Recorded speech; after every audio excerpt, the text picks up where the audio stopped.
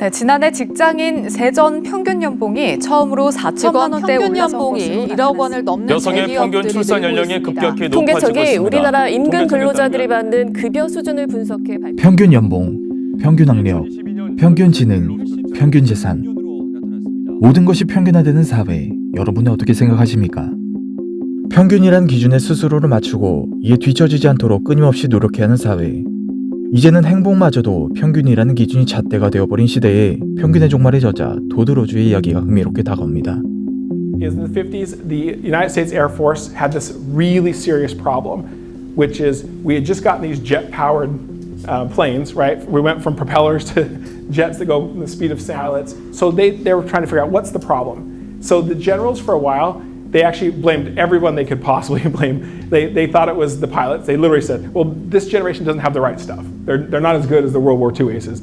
And then it turned out that the old World War II aces were having the same kind of problems. So then they blamed like flight instructors, like you're teaching them wrong. And that turned out not to be true. What it came down to was the cockpit.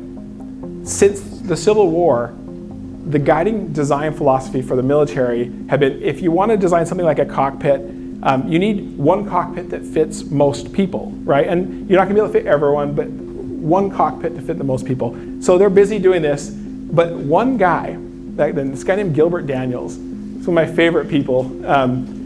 He's newly hired at Wright-Patterson Air Force Base, who's been charged to conduct this massive study of pilots to calculate a better average, right? So he basically asked this simple question. Out of these 4,000 pilots, which at the time were like white males who were picked because they were close to average, right? How many of them were actually average on these 10 dimensions of size? And the general said, look, it's kind of a waste of time. We know, like most of them will be. So except for he runs the analysis and he finds out 0. Not a single pilot was actually average on these 10 dimensions of size. In fact, less than 4% of them were average on 3 dimensions of size. So they realized really quickly this was a design flaw, that they'd built cockpits that literally fit nobody.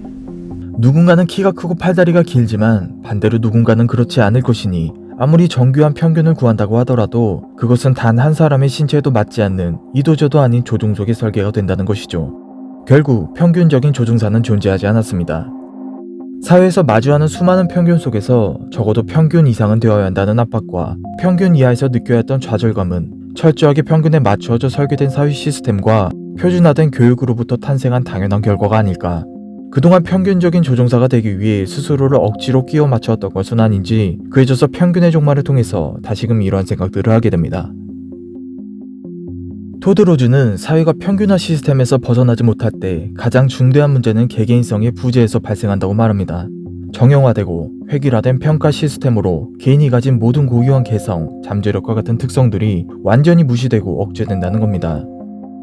실제로 구글이 초창기 성공한 기업 반열에 올랐을 때 기존의 기업들처럼 GPA, SAT, 명문대 출신과 같은 기준으로 직원을 채용하고 평가한 적이 있습니다. 그러나 얼마 지나지 않아 그러한 방식으로는 훌륭한 인재를 선발할 수 없다는 것을 깨달았고 더 이상 표준화된 기존의 시스템을 유지하지 않게 됩니다. 현재 구글은 구글리스라는 인재상을 강조하며 개인의 업무 능력을 중심으로 직원을 채용, 관리하고 있습니다. 구글뿐만 아니라 많은 기업들, 그리고 교육, 스포츠 등의 업계에서도 개인 중심의 시스템을 적용할 수 있도록 다양한 시도와 변화를 위한 노력을 하고 있죠. 그럼에도 여전히 개인들은 평균에 민감하고 표준화된 이상의 삶을 떨쳐내지 못하는 것은 과열된 경쟁의식 속에서 남들보다 평균을 올려야 한다는 스스로의 무의식적인 마음에서 비롯한 것은 아닐까라는 생각을 하게 됩니다. 그는 우리가 이러한 사고방식에서 벗어나도록 3가지 원칙을 기억하라고 말합니다.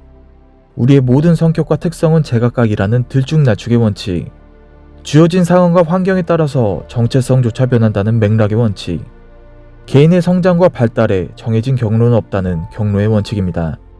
그는 이 3가지 원칙을 기억하는 것이 우리 스스로가 개개인성에 초점을 맞춰 나가는 출발점이라고 이야기하고 있습니다.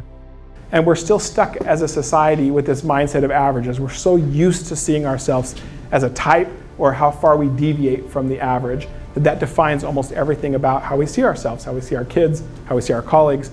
And I'm completely convinced that unless we get past that mindset and think about individuality, we're not going to be able to exploit the data and the technologies that give us a chance to have better learning environments for all, better hiring practices, better performance reviews. So that's the point of the book. Try to have a conversation with the general public about how we see ourselves as people and what that means for how we build social institutions. So thank you for having me. 그의 메시지는 분명합니다. 평균의 시스템에서 벗어나라. 우리의 능력은 모두 다르고 삶을 경험하는 방식 또한 모두 다를 것인데 평균에 맞춰 스스로를 정형하는 것이 어떤 의미가 있는지를 점검하라는 겁니다. 우리가 지금껏 당연하게 목표로 삼았던 것들이 그저 허상에 불과한다는 것을 느끼게 된다면 하루라도 빨리 평균주의 사고방식에서 빠져나올 것을 권한다는 것이죠. 결국 평균적인 조종사가 없듯이 평균적인 사람도 없습니다. 평균의 성격도, 평균의 외모도 없으며 평균의 성공도, 평균의 행복도 없습니다. 평균에서 벗어나지 못하는 삶은 결국 언젠가 모든 사고와 개성을 잃어버린 채 평균 그 자체가 되어버리는 최후를 맞이하게 되지 않을까.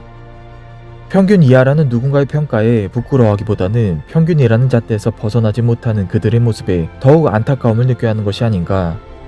앞으로 위대한 개인으로서 존재할 여러분의 모든 삶에 이 영상을 바칩니다. 시청해주셔서 감사합니다.